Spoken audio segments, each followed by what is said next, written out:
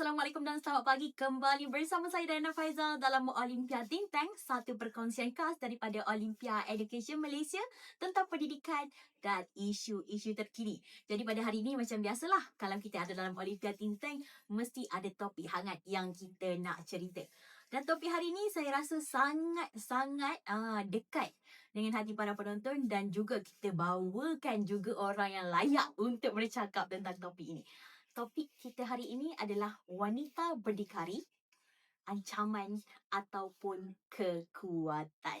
Dan pada hari ini kita datangkan seorang figura wanita yang akan berbicara ataupun menerangkan dengan lebih lanjutlah tentang topik hari ini. Bersama saya adalah Dr. Shirley Zabidi Razali ataupun kita panggil nama glamour Dr. Shirley sebagai Program Director kepada WISH dan juga Chief Operating Officer kepada Olympia Education. Terima kasih Doktor sebab bersama kita pada hari ini. Terima kasih kerana menjemput saya. Waalaikumsalam. Okey Doktor, sebelum kita start, mari Doktor perkenalkan diri Doktor dulu. Okay, saya seperti yang tadi Shaliza Razali, tapi kat sini memang dan selama ni orang panggil saya Dr. Shirley. Saya merupakan Chief Operating Officer di Olympia Education Malaysia yang merupakan sebuah institusi menjalankan perkhidmatan education kepada orang kata sudah bekerja mostly, sama ada nak melanjutkan daripada diploma sampailah ke peringkat PhD. Dan kita juga membawakan program WISH, Women of Influence, Strength and Honor pada 2026 bertempat di Premier Hotel pada 31 Julai. Dan kita pastinya akan mendapat banyak manfaat pada program itu. Jadi ini juga mempromosikan program itu kepada semua yang berminat, terutamanya wanita hebat di kawasan ini. Dengar tu kita ada satu program wanita. Sebab tu hari ni Dr. Shirley datang untuk menceritakan tentang program tu. Tapi saya nak tanya dulu. Topik kita hari ni Doktor, wanita berdikari, ancaman ataupun kekuatan. Bila Doktor dengar topik hari ni, apa yang Doktor datang pada minda Doktor yang pertama sekali? Okey, pada pandangan saya, bila kita katakan wanita itu satu ancaman sekiranya mereka berdikari, itu adalah stereotip lama yang saya rasakan memang tradisional punya stereotip. Dah basi lah kita boleh katakan. Pada pandangan saya, bila kita sebut kataan berdikari, iaitu berdiri di atas kaki sendiri. Jadi zaman sekarang ni memang wanita digalakkan untuk daripada zaman dulu pun sebenarnya digalakkan untuk berfikir dan membuat membuat pendapat sendiri, mencari sumber pendapatan sendiri, berdikari daripada berbagai sudut, daripada membuat pilihan, daripada mencari ilmu yang lebih, belajar dengan lebih tinggi. Semua itu dirangkumkan dalam isu berdikari. Jadi pada pandangan saya, isu berdikari ini tidaklah dinampak sebenarnya adalah ancaman, tetapi adalah satu manfaat kepada semua. Okey Doktor, bila macam Doktor cakap hari ni, Doktor cakap kita dah melihat wanita ni makin mendominasi. Makin mendominasi di mana kalau 20 tahun lepas, kita tak nampak wanita dalam bidang-bidang yang orang kata dimonopoli oleh lelaki. Tapi hari ni kita boleh nampak macam Doktor sendiri berada di jawatan COO. Kalau dulu 20 tahun lepas sangat jarang kita nak nampak wanita ni. Jadi bila wanita ni dah stand up, dah berani membuat keputusan, orang cakap wanita ni dah jadi bersifat dominan pula. Okey, pada pandangan Doktor, apakah sebenarnya maksud wanita berdikari dan kenapa wanita ni kena jadi berdikari? Silakan. Wanita yang seperti yang katakan tadi kan, wanita perlu berdikari, berdiri di atas kaki sendiri. Benda ni bukanlah satu isu baru. Jika anda lihat sekarang ni, nampak macam isu ni isu baru, sebenarnya tidak. Daripada zaman Rasulullah lagi, wanita sudah berdikari. Saya bagi contoh seperti isteri Rasulullah Khadijah merupakan seorang usahawan, pedagang yang sangat berjaya. Kerana kejayaan dia mampu membantu suaminya Rasulullah sendiri untuk meluaskan agama Islam, memperjuangkan agama Islam, dan Islam sendiri mengiktiraf wanita yang berdikari, berwibawa dan cerdik ini. Jadi pada pandangan saya, bila dia sebut berkenaan wanita berdikari ini, di Malaysia kita ada lebih kurang 34 juta seluruh total penduduk dan total population wanita lebih kurang 16 juta dan lelaki lebih kurang 18 juta. Wanita kurang sikit lah pada lelaki kan. Tetapi dari segi business, daripada satu report ni, Women in Business report 2026, anda boleh Google nak cari, dia mengatakan di Malaysia wanita yang memegang jawatan di peringkat senior kanan, maknanya peringkat tinggi lah, kan, sama ada di usahawan ataupun dia kerja di sektor apa-apa sektor pentadbiran, dia berada di level yang tinggi adalah berjumlah 41% di Malaysia saja. Tetapi jika dia compare di dunia, dia adalah 32%. Bermakna kita boleh katakan Malaysia ni mengiktiraf wanita dan memberi peluang kepada wanita untuk berjaya. Jadi itu adalah satu benda yang baik sekiranya. Ada satu lagi report. Report selalu famous lah. Orang akan Google dan akan jumpa ni. McKinsey. MCKINSY. So dia ada bagi tahu. Dan ada satu study dia. Jika keseluruhan wanita di dalam dunia ini juga bergabung dengan lelaki untuk berjaya dan bekerja, berusaha, maka ekonomi negara secara keseluruhan, ekonomi dunia keseluruhan akan meningkat lebih kepada 30 trilion pada tahun depan. Itu yang di-study lah. Jadi saya nampak ini adalah satu manfaat jika wanita berjaya. Okey, kalau tadi doktor bekalkan kita dengan statistik, kita pun ada statistik berdasarkan laporan bernama doktor pada 28 Ogos 2025, kadar penyertaan tenaga buruh wanita di Malaysia dah mencapai 55.8%. Jadi angka ni masih antara yang terendah dalam kalangan negara ASEAN sebenarnya. Tapi ini menunjukkan yang isu wanita ni sangat relevan pada masa sekarang.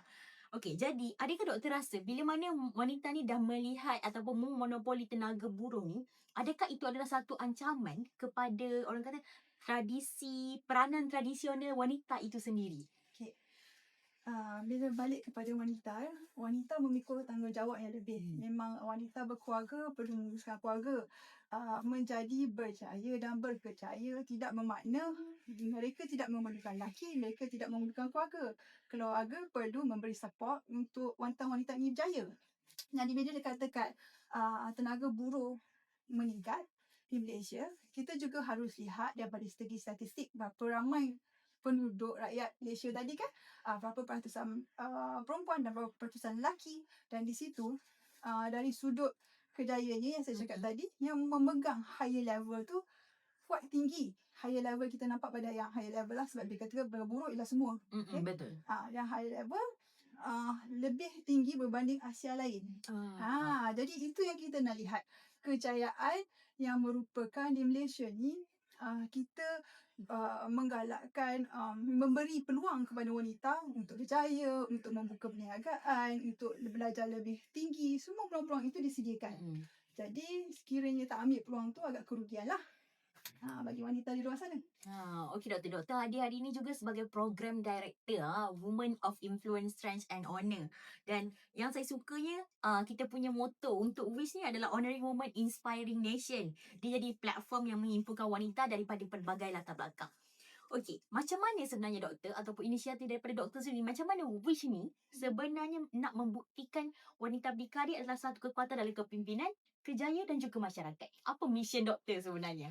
Okey, kita mengadakan program Women of Influence dan Honour, ayat penuhnya wanita berpengaruh, berani dan dihormati.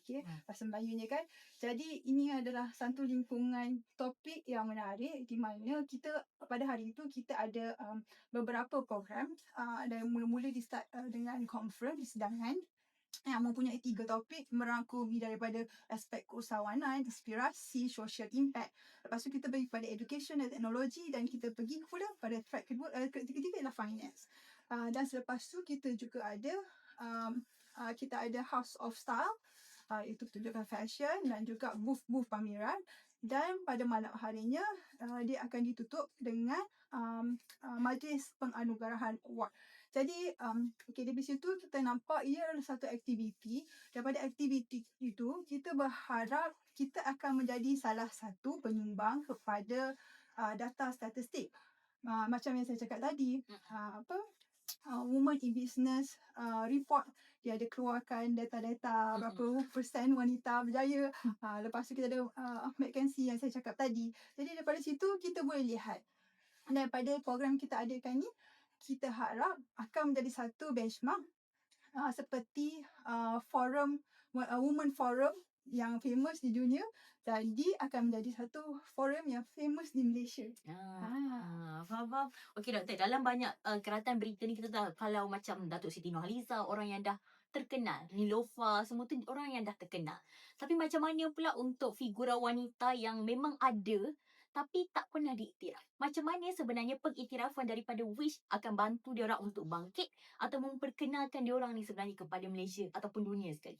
Okey, ni soalan yang menarik. Di sinilah masanya kita mempunyai penganugerahan di mana kita membahagikan kepada kategori. 5 kategori adalah 5 kategori terdiri daripada kategori usahawan sampailah ke kategori akademik. Tetapi untuk mengiktiraf wanita hebat yang luar biasa itu, kita ada juga Lifetime Award. Sepanjang penganugerahan, maknanya sepanjang zaman lah. Dan kita juga ada Influence Award, wanita yang influence yang berjaya. Jadi bila dilihat pada sudut ini, saya berpendapat wanita di Malaysia ni sudah ramai yang berjaya. Di luar sana pun kita boleh tengok ramai wanita yang berjaya. Contohnya yang kita semua orang kenal lah, saya rasa Oprah Winfrey. Siapa tak kenal kan? Dia menceritakan kisah hidup dia bermula daripada kemiskinan. Dia sangat susah. Sampailah dia bangun, belajar dan berdikari dan sangat visionary until dia menjadi seorang billionaire. Dan bila dah jadi billionaire, dia pula rajin menderma dan membantu. Welfare dia sangat bagus. Sebab itulah dia dikenali di dunia. Dan di Malaysia juga, kita ada banyak nama-nama juga seperti itu. Okay, bila wanita sudah berjaya, mereka juga akan memberi impak kepada pembangunan ekonomi.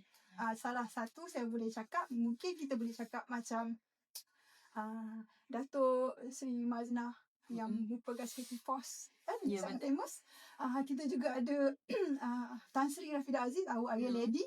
Dia membuatkan kita terkenal di seluruh dunia dengan perdagangan daripada Malaysia. So dikenali ramai. Itulah antara yang saya rasa pentingnya ada this kind of event dan juga this kind of penganugerahan. Dengan adanya penganugerahan, kita dapat lihat dan kita dapat berinspirasi dan lebih ramai akan memanfaatkan peluang ini. Okey. Program macam Wish ni, doktor, dia bukan sekadar acara. Sebenarnya dia adalah mood booster dan inspiration kepada wanita-wanita dekat luar sana.